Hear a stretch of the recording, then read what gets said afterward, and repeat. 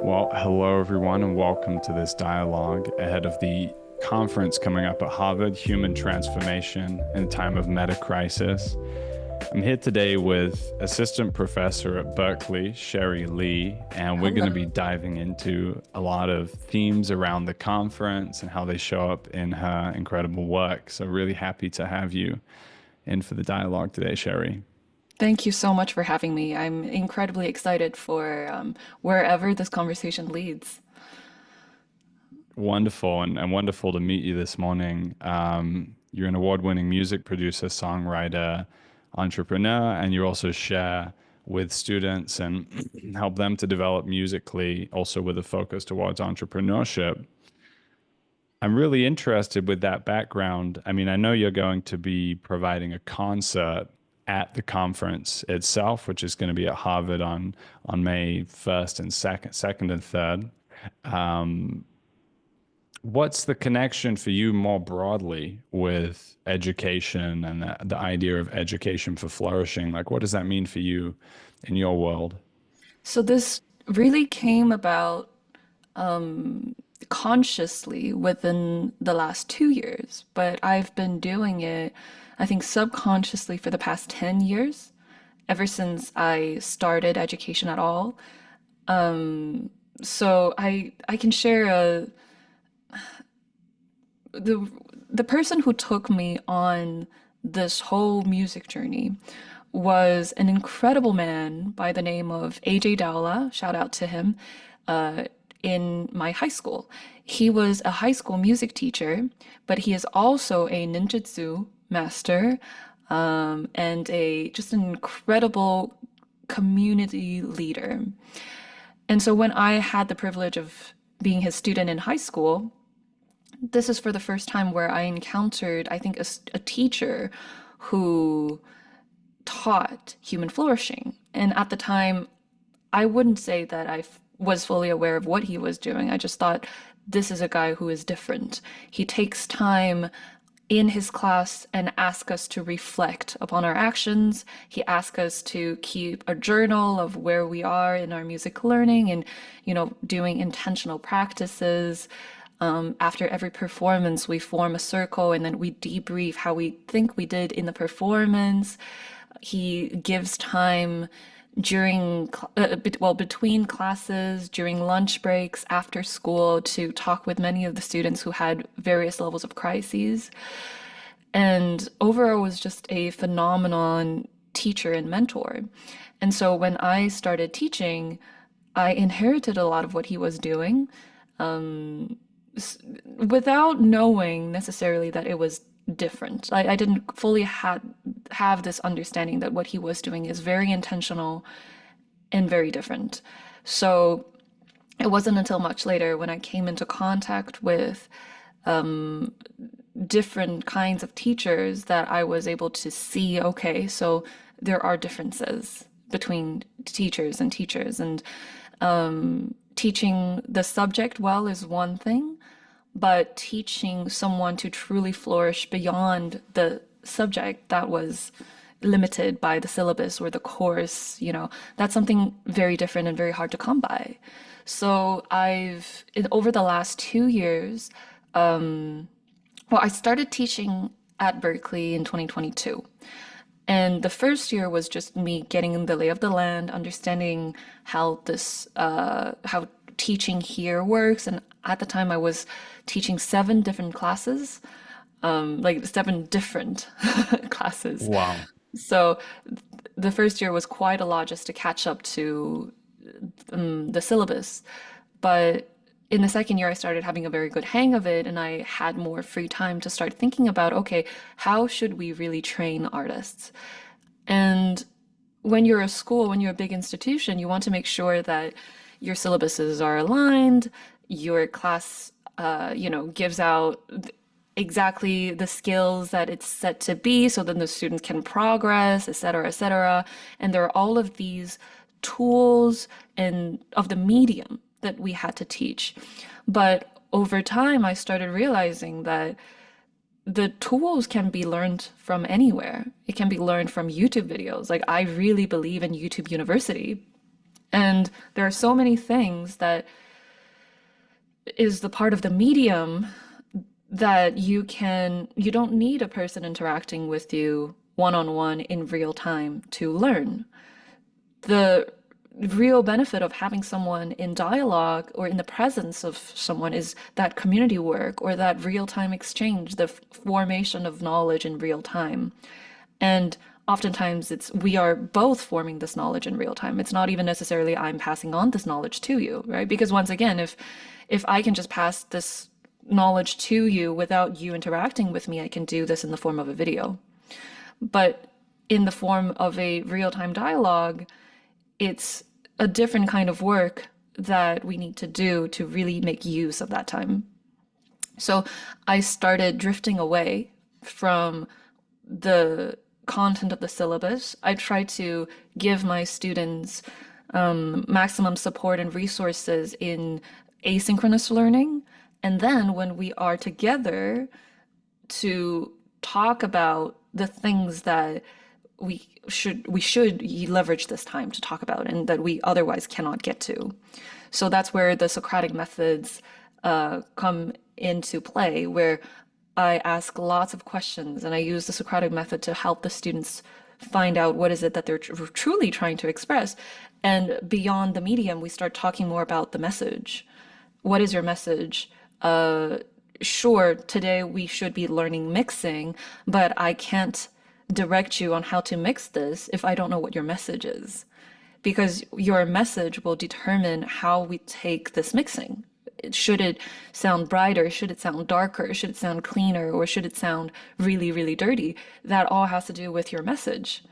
So this is over the last 2 years what I've noticed, this shift that's necessary in my pedagogy, that has helped me become a more efficient, effective prof, I think. And I can really see how the quality of my students' work begin to change significantly, not because I taught them very fancy tools, but because they understand their own message better.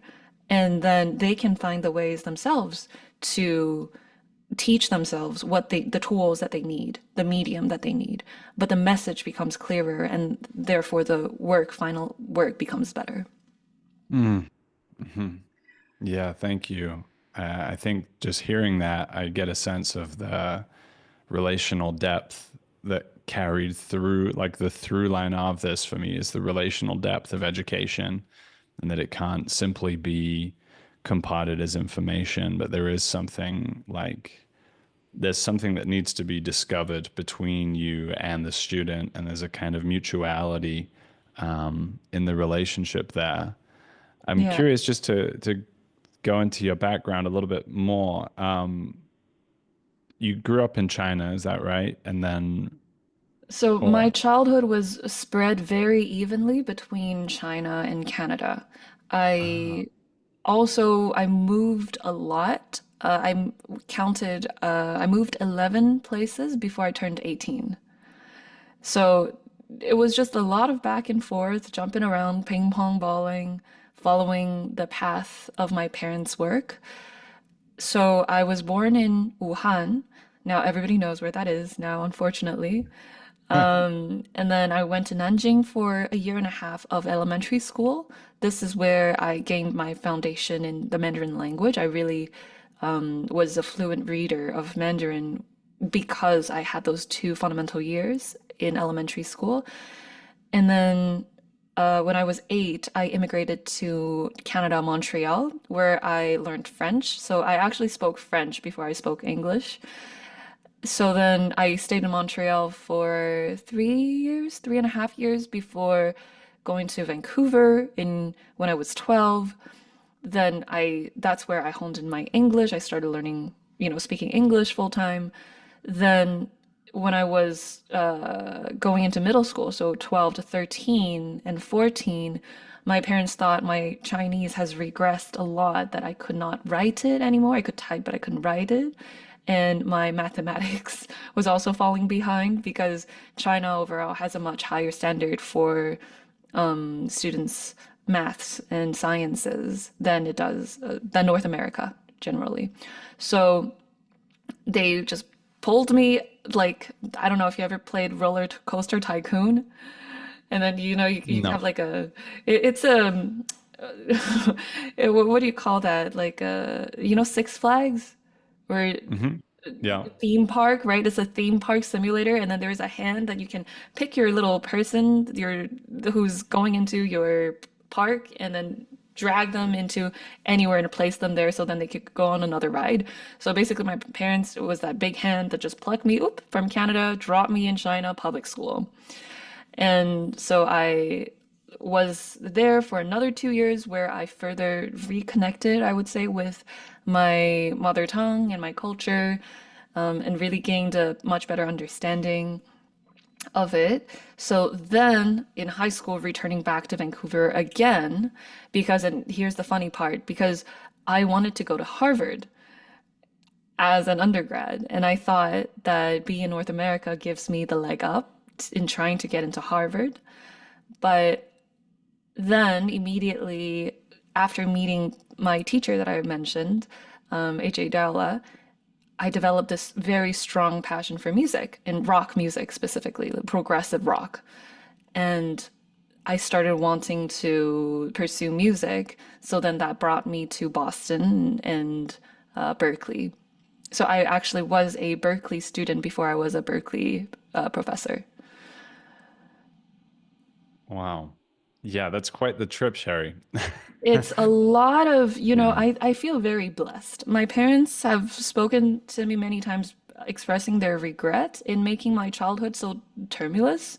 But what I tell them is, well, if it wasn't this turbulent, I don't think I would have had such an even spread of Eastern and Western cultural influence, and I wouldn't be able to bridge that gap. And I think now, especially more than ever, bridging that gap is of increasing importance.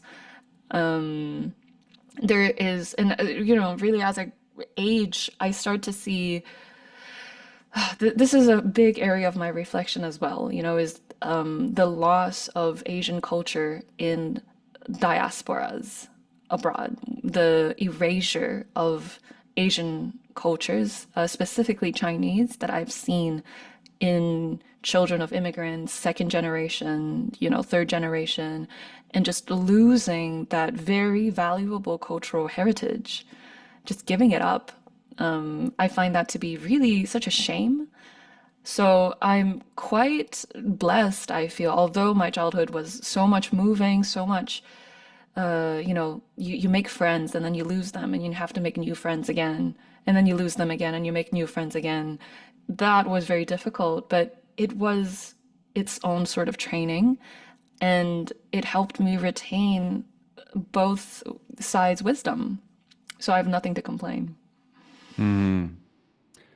Yeah, I'm really struck by that because I've had always in my life a lot of friends through university and afterwards who were from like mixed backgrounds, mixed cultural backgrounds, very distinct cultures, or they'd moved around a lot as well. And what I found about those kinds of people is that like they didn't just have cultural givens. They have to like actually kind of do a unique synthesis within themselves, and they have to kind of like uh, it's kind of a sink or swim thing. If you're like half Japanese or half German, you can feel like very dislocated, Yeah. or you can find like a really unique sense of belonging and place in the world. And I think that's an absolutely important skill for right now because it goes along with that translation that I think you're Yeah. alluding to, like the Yeah. capacity for translation between Yeah. different worlds, between different minds. Um, yeah, and then coming into the meta crisis, like I'm not even sure how we segue here into the meta crisis, but it is the I mean, it is the the meta crisis. crisis is worldwide, right? Yes. I think that partially I think I have a unique perspective when I look at any major events that's happening right now because what I do is I read my English internet news and then I pop onto my Chinese internet and see how these two often opposite sides, or I don't think they're opposites, but they're often, framed that way. See how both sides react to the same thing. And it's very, very different and very illuminating because a lot of this has to do with not even language, but also cultural awareness of where to find the information. Say, I think if you are the average English speaker, you don't speak Chinese or you've never been to China, you're not on the Chinese internet, you don't know what's behind the Great Wall, firewall, right? Then even if you wanted to know what the Chinese are writing, and sure, we have Google Translate, you can translate a web page, but you don't know where to find the source of information to translate, you know? So then we are stuck reading information and news and analysis from the language that we do know, and we're limited by that. So in terms of the meta crisis and everything that has been going on, I feel blessed that I always have like these two very different sources that I can refer to and see what people are thinking about and trying to make the connection or compare and contrast how they're reacting to the same events. Like Mm. a very recent example is the last US election.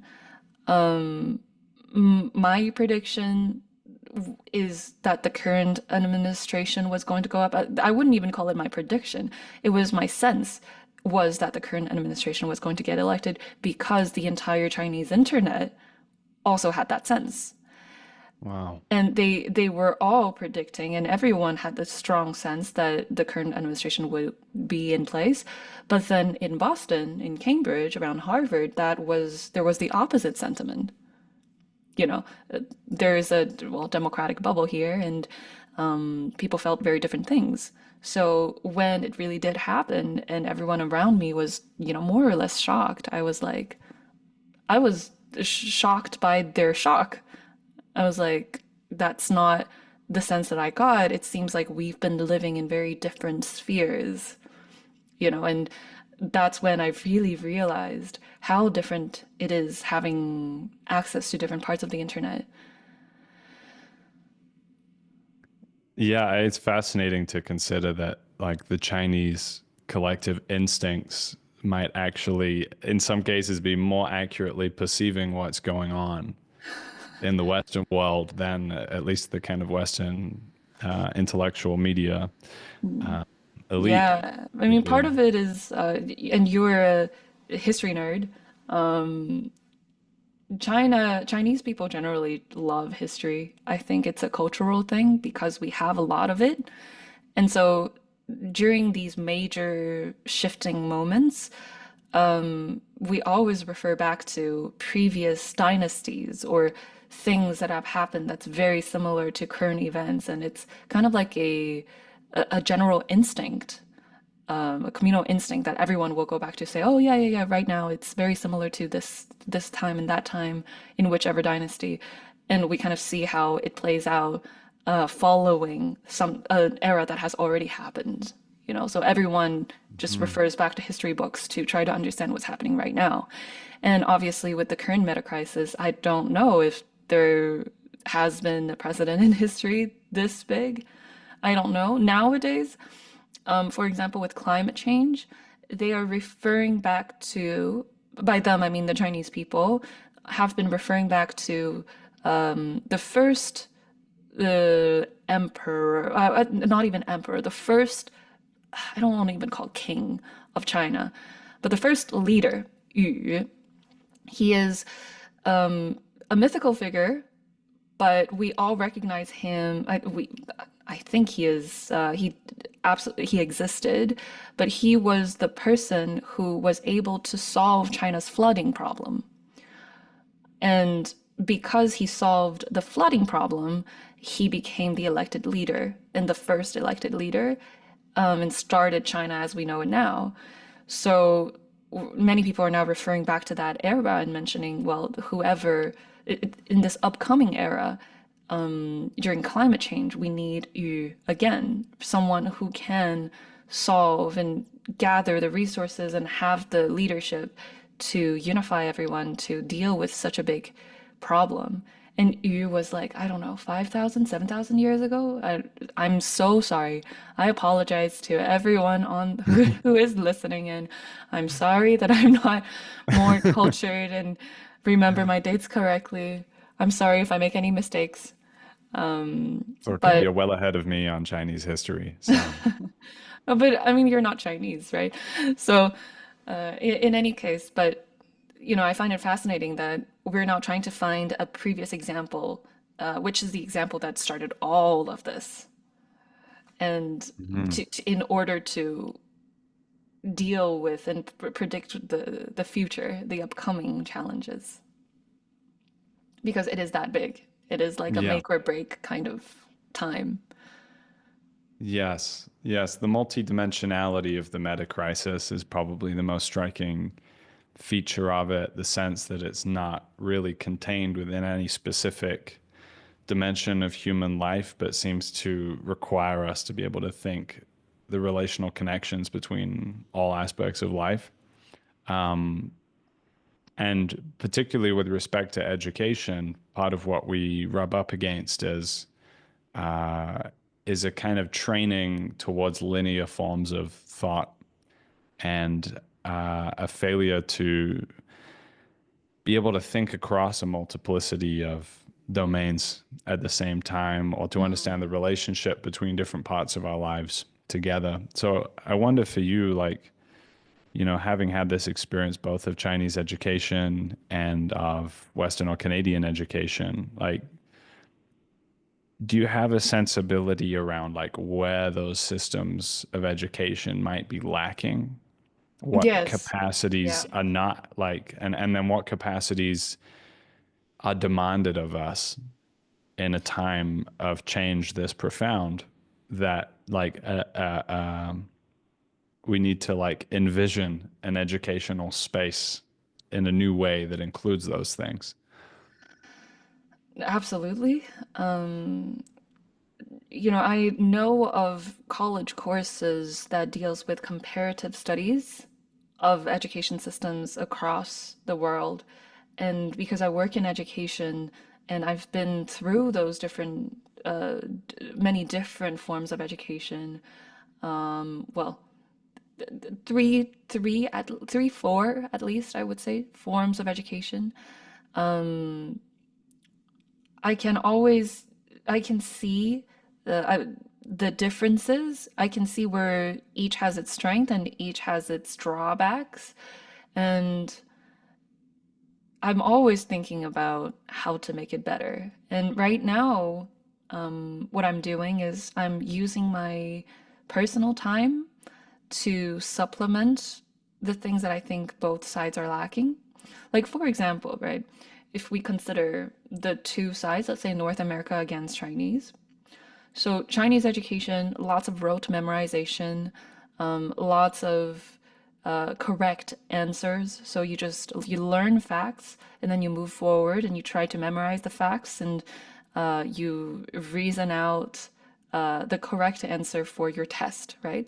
And many people have criticized this as being very robotic and mechanical, but the truth is they also hold on to basic facts a lot better, and their math and science education is significantly more robust on an average level. Like when I was in North America, when I was in Canadian public schools and beyond, I often hear people say, like, I'm not a math person. Well, in China, that's not a thing. Like you're not allowed to say you're not a math person. You are allowed to say, I am a lazy student. If you own up to I'm just a lazy student, then yes, sure. But no one just says, "Oh yeah, I'm not a math person," and get away with it. It's you get down to it and you learn it. Versus, on the other hand, China has no group collaboration. There's no in-class discussion. There is little creativity, I would say, when it comes to the approach of a problem because there is a right way of solving the problem. So then in Canada, you get a lot of leadership training, a lot of creative projects, You get to forge your own way, and it really encourages people to be innovative thinkers, I think. Not saying that Chinese students don't end up being innovative, but in a general sense, right? Every day, what are you training towards? But at the same time, you do see Canadian education oftentimes being going very easy on the students. And if the student themselves or their parents are not requiring more from them, then it's easy to just get by without really learning the basics. And then you go out into the world without, let's say, the ability to calculate your taxes or do calculate interest rate on your car loan, things like that. And I see that as quite problematic as well. The other issue being when it comes to science, for example, someone who came out of the Chinese education system has very little reason to question science and the established facts of science because they learn these as facts. It's like, okay, people before me have spent the time to figure this thing out, so I'm just going to take that and run with it and keep going. Versus in North America, we've got different fractions of thoughts and people believing in many different things, and science is not a given. So we still have to, try to convince people that climate change is real, things like that. So you've got lots of pros and cons on both sides. I would say that I noticed some deficits that are across the board. For example, love education isn't really a thing on either side.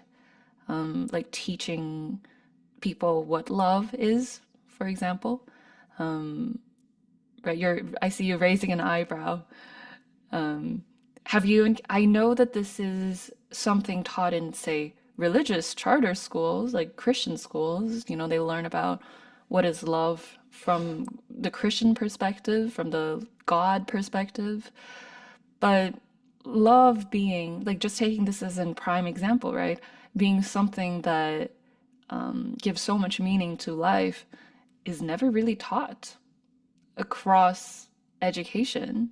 So I have lots of students coming into college, and I know this because they're writing songs. I'm a songwriting teacher. They write lyrics, so I observe their thoughts on love and their reflections on relationship, and I often just think, wow, this person seems to, or what this work seems to include lots of values around love that I don't think is right. Like, I don't think this is how love is. The definition is not correct, and the way to approach it is not correct. And I see, but everyone wants love, right? So then there are all of these heartbreaks and challenges resulted from not understanding what love is. And that makes me think, well, where in the education can they learn this, or should they learn this? Is it from your parents? Is this part of family education? But that would require the prerequisite being your parents understand love, which is not a given either. So where can, students find something like this? And then Mm. that leads to, like, oh, go on YouTube and all of these different online thought leaders and let's look at what they say, da da da da da da. But then there are many little nooks and crannies and right places that you might find yourself in that you might fall prey to more toxic schools of thoughts or people who are trying to leverage this ignorance or this lack of clarity from you to gain stuff for themselves. So that's where I see, for example, a major part of the meta crisis in education that I keep considering. That is, yeah, I love that. It's very poignant. And I had just read a piece by Daniel Thorson, who is also going to be one of the speakers at the conference. And he's writing about love in the context of the meta crisis and how there's a way in which love can inform right action. And there's a way of almost like surrendered agency that can be discovered in which like the right choice is just clarified and we're Yes. given to it and guided by Yes. Love. Yeah. the intelligibility of love. Yeah. And so well, I love that. And I think it's really important. And it also, it begs the question of like, where is philosophy in all of this? Like, how do we understand what love is, what truth is, what beauty is? There has to be actually a dialogical space Yeah. to go into that. Yeah, I agree. I think that this was often nested in literature classes, through Mm. reading, novels and literature, and then you would discuss. But it relies so much on the teacher, oftentimes. So, yeah, I don't know. And as we go into the AI era, I just think that public education overall is needing a complete revamp. So I don't really know where things are going to take us, but that's why I am actively participating in this, in education reform essentially of this era, but I'm taking a entrepreneurship route to it. Tell me a little more about that. So I run outside of Berkeley, and before I started teaching at Berkeley, I run two businesses. One is Icta's Audio, which is a post-production studio service. We make music for all sorts of digital media, but specifically commercials, virtual reality, and games. Those are our three main areas. And then at the same time, we have Ictus Music Academy, which faces students who want to become music industry professionals. And then we take them on this route, and lead them there. And they kind of feed into each other because then our industry work we can give them to our students, and our students train with real examples and they have opportunities and we pay them as well sometimes when they work on projects, and then they can learn better, and then we keep, at the same time, the business keeps going, so they kind of feed into each other. That's our model. And in the process of coaching our students, because we're working mostly with high school age students, we take them to college, often Berkeley, but also other colleges, NYU or John Hopkins, or the different schools that we've sent students to. And through this process, we often find students that need far more than just music learning. They want to learn music for a reason. Sometimes they come from a difficult family background, they have lots of trauma, they don't know who they are. Sometimes they are they're often depressed and anxious. Sometimes they come from a very privileged background, but with very little love, and they're just trying to find meaning in the world. So, as much as we, it would be easier if we just teach the medium and help them get to college, but that's not the case. And we often just observe these challenges from our students and we think of ways to help them and incorporate some of our wisdom and knowledge, things that, love education, things, teaching them philosophy, along the way as they learn music. And their beliefs and wherever their mind is at also helps inform what kind of music they want to be making. So they're not just making music to make music, but Hmm. they're making music because it represents what they are feeling, what they are thinking. Yeah, I mean, that sensibility that music is transmitting consciousness Yeah. has always been very strong for me. And, in rap in particular, you can see it very clearly that there's music that's very catchy, but it's actually communicating like a really low vibration Mm. of consciousness. And then it's also possible for music to become something approaching medicine for people. Yes. It can call them towards something higher. So actually, the character for music in Chinese, traditional Chinese, is actually the word for medicine, except for three little strokes. So Hmm. the character for medicine is the character for music with a stroke that signifies herb, basically. So medicine is herbal music. You can really imagine it like that. Wow. Wow, this is recontextualizing my experience with plant medicine quite significantly, which actually brings together like powerful plant medicines and music. Like that is the Yeah. technology of that tradition. So that's really fascinating. And also like one of the other themes of this conference is the idea of the second Renaissance that Sylvie Barbier and other people at Life Itself have spoken a lot about. And I think core to that is the sense that the role of the artist, the artists and visionaries is very important. And as you've spoken to, so often artists, and I speak for myself also, like artists can be so unequipped when it comes to navigating things like business, entrepreneurship, Yes. the institutions of the world. Yes. And so it's such an important thing to like arm the artists to be able to navigate those things and to create containers that support artists to actually create this kind of all-encompassing life mastery, which it sounds like you're kind of calling your students towards. Yeah, we help them where we can. A lot of the work, the deeper work does happen in college with my students at Berkeley. And what you are describing, artists often they're predisposed to not like the business and not like the administration, blah blah blah. I mean, this was the whole reason that pushed them to go into the arts in the first place, right? They want to Hmm. be creative. They don't want to be going to corporates and whatever. But then in this current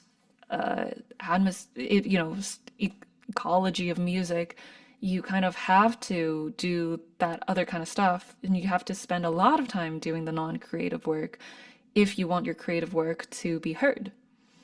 So it's a challenge, definitely, that I often speak to my students about and try to equip them with those skills so that now that you have honed your craft and created this beautiful piece of work, how can you get it to the world and make it heard, especially when music has been so democratized that everyone can make it.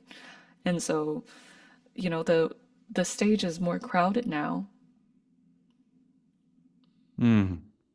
Yeah. Yeah. Yeah, it's an interesting combination of, a very crowded stage. It's very difficult for artists to make money, with Spotify, it's pennies on the dollar for listens and things like that. So it does demand a lot of innovation about how to actually create a financial model that works. But I'm enormously excited about the potential of AI in this, to liberate a lot of creative energy.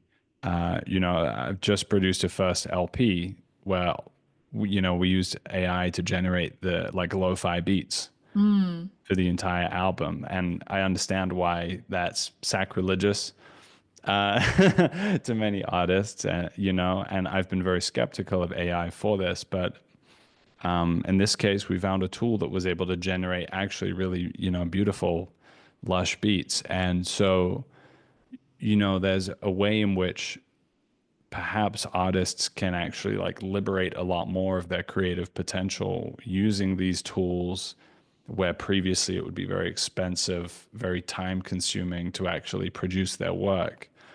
So, like, how deep do you think this transformation is going to run with AI in respect to music? Personally, extremely. So the way I see it is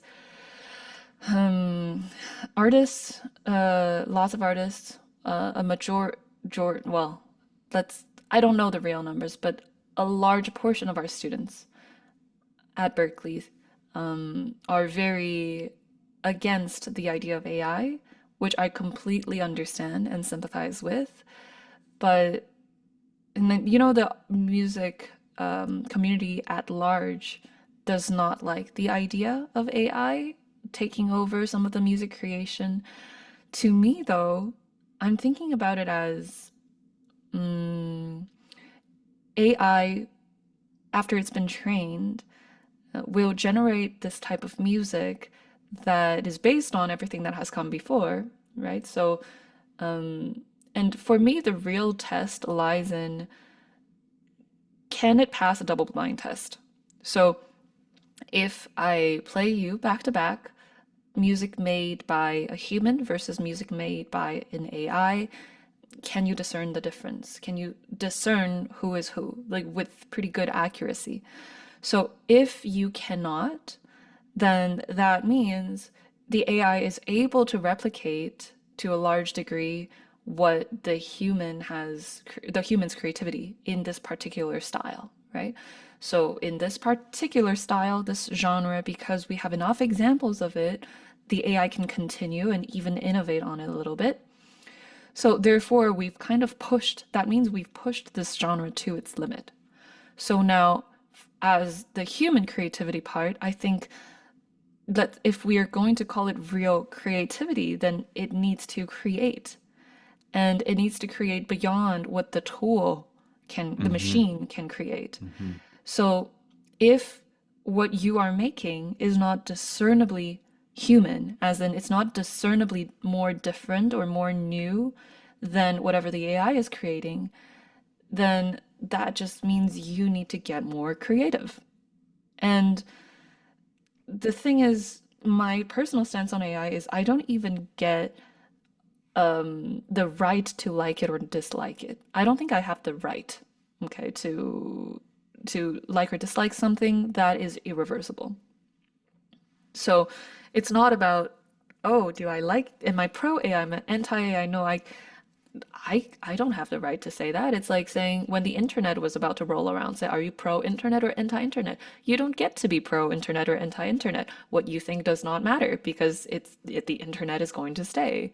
It is much Mm-hmm. beyond my personal preferences. So that's how I see AI. Like it is going to stay. And if musicians are not happy with the way that it's being trained right now on unlicensed, let's say, data, right, music, then the work lies in bettering the legislation around it and the restrictions. So change the law so that the law can restrict big corporations. That should be the work. And that's going to take a really long time. So if we can get the AI companies to restrict them so that they're not using other people's works for training their data model, yeah, I 100% encourage that. But saying that, oh, AI just should not exist or AI should not be making music, well, you can hope for that, but that's not going to happen. And what are you afraid of? Are you afraid of it actually surpassing your personal creativity? Because before, let's say, making music was the privilege of a human, right? It's essentially Mm-hmm. this task was the privilege of a human, and now it is no longer the privilege of a human. Then you are going to compete with it, yes. Well, it just comes down to, unfortunately, do you have more creativity than AI? That's it. And can people recognize that creativity and uh, are they moved by it? Right. So I think overall, it's AI's arrival in the music industry is just going to be a push for all musicians to do better and be more creative, faster. Mm. And Yeah. those that cannot achieve that will inevitably not get that spotlight. Yeah. I mean, I've been having a lot of conversations with a few philosopher friends around this and like what the impact of AI is going to be on the arts. And there's almost a sense that this could be a kind of filtering for non-inspired work. Like there's so much sort of pop music for me that, you know, it already feels almost like a simulation. Like it's not actually, it doesn't have a lot of life force. It's kind of a, it's a commercial Consumer construction. product. It's a product, right? And those are the ones, those are the things that are going to be most easily replaced. And then the things that are so like wildly unique are going to be very difficult to replicate with an Yeah. AI. Yeah. It's like, artists are there's a huge variety and the big spectrum, you know. And there are obviously artists who work harder and artists who work less hard, like creatives who spend all of their time thinking about their creation versus creatives who take very little time in their creations. And the AI as this competitor is so scary because now you really have nowhere to hide anymore. It exposes you to a certain extent. It exposes your own limitation in creative thinking. So that's where it's really, really scary. But I have many artists, friends who are not concerned by AI at all because what they create is so uniquely human. It's so different. It's so full of soul that they know AI does not threaten them at all. And that's my Yeah. general stance is if you feel threatened by AI, that means you have to move yourself to a place where you're no longer threatened by AI Hmm. with your art. And there is such a space that exists. The question is, are you willing to put into the work to get there? Or are you going to complain and be sad and be frightened by it and, just be very angry at the arrival of AI and use that energy to go anti AI, which is something that you cannot stop. We all know this. Versus, would you rather put all of that energy into bettering your own art and humanizing your own art? I'm very Mm. pragmatic that way. I think that's my Chinese side. Yeah. You know, Yeah. we, the Chinese culture is extremely pragmatic. We just think about, okay, here's what I can do, here's what I can't do. Now let's move forward. Yeah. I wonder, you know, it's been so wonderful speaking with you today, Sherry, and I feel like I've learned a lot just speaking with you as an artist. I wonder if there's anything further that you want to add as we draw to a close, you know, looking forward toward this conference on human transformation in the Metacrisis. You know, what this time ahead means for you. I'm looking forward to a way of transmitting all of this very brainy, very enlightened talk into something that everyone can understand, like something more tangible for everyone, more accessible, Because, for example, I was reading the paper on the Second Renaissance and the Metacrisis, and as I was reading it, I noticed, wow, I know that it's already as brief as can be, right? And the authors also did write that. But still, this language is not easy. It's not easy language for the average person, let's say, who hasn't been exposed to this area of thinking that they can just grasp what's going on. And if we want to create a larger movement, I think the average person needs to be able to participate. It cannot just be a closed circle of intellectuals who are all, similar minded and very well educated and has already worked on this, that only those intellectuals can understand and perceive what's going on and doing the work. It needs to be a general movement that everyone participates in. A lot of this thinking needs to trickle down into every single person. The way that, like, to give an example, women's rights, right? Say that the general thinking used to be conventional wisdom, used to be that women's role is a certain way and the men's role is a different way. And that's just what life is. Then there was a small group of intellectual thinkers who thought, have you ever considered that maybe women can do the same things that men do? And they form a small group of discussion and think about that. But then eventually, all of that thinking and wisdom went into everyone's minds, right? And now Hmm. it becomes conventional wisdom that, oh, yeah, women's roles should be as it should be the same. There's not that much that differs us, okay, for example. So now my question, and I think where I'm going to focus on in this conference, because I'm also leading a workshop that I'm still designing during the conference, is I'm thinking about how do we break down this very complex vernacular and vocabulary and syntax into something digestible for the average person, and something that's not just easy to comprehend, but also easy to get behind because they see the immediate benefit of buying into this, right? If you tell someone, oh, there's a meta crisis in the world happening, blah, blah, blah, they might say, well, I don't really have time to think about that because I don't know where my next bill is going to come from. Like I don't know if I can pay my next month's rent. Then in such a moment, you really don't have extra resources to think about a larger problem beyond your immediate next month's rent.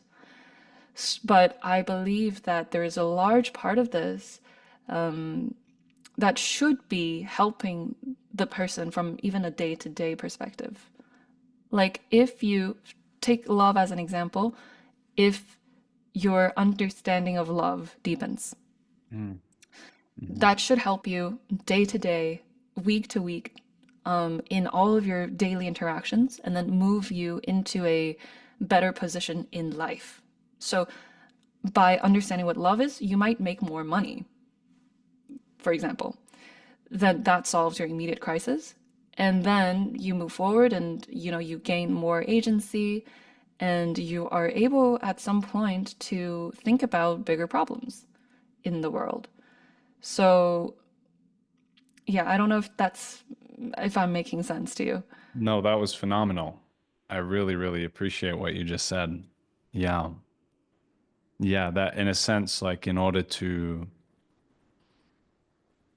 like the meta crisis has to really land in a deeply local, embodied way. And I think it's not just like, how do we make this digestible and communicable, but there has to be something like Has to, appetizing and something that's calling us forwards, like it's calling us, like into something more. Yeah. something practical that you can take home today and make your life better. Instead of, oh, I am now thinking about much bigger problems than I can solve. And at the same time, that didn't help me solve my current problem. Yeah. Yeah. You Eh, know? I guess what I hear in it is a kind of um, fractal value. It's like a cosmic and local thing. If like connecting with love, for example, is like the most absolutely local reality possible. But, you know, as in the work of Daniel Thorson, like there's a sense in which like clarifying that sense of love or connection with the sacred actually has a really significant effect on these meta and global situations. Yeah, absolutely. And for example, if you develop more love towards your partners, your parents, your kids, right? You would want them to live in a better environment. And you start thinking about how can I secure a better environment for the people who I love? And from there, think about, okay, what are sustainable solutions to all of these things that's happening? And then from there on, solving the issues that we want to solve because ultimately our goals are the same, right? I think ultimately all of humankind's goal is the same, is just to live and love and laugh. That sounds like a one of those like Instagram neon signs on the wall, Yeah. you know, live, love, laugh. But yeah, Russians love their children too, you know, so I really think we all just want the same thing, but in order for all of us to get there, there's definitely a formula. Our issue is that we can't figure out the formula. And I think if everyone had more love, even very locally, that will help us future proof our environment and make better decisions so that we can be further future proofed. Beautiful. Thank you so much, Sherry. I'm very, very excited to witness your concert at Harvard in little under a month and your workshops. And it's just been absolutely wonderful to share this dialogue with you. Thank you. I've had a lot of fun, and it's been a pleasure and honor to have this conversation with you.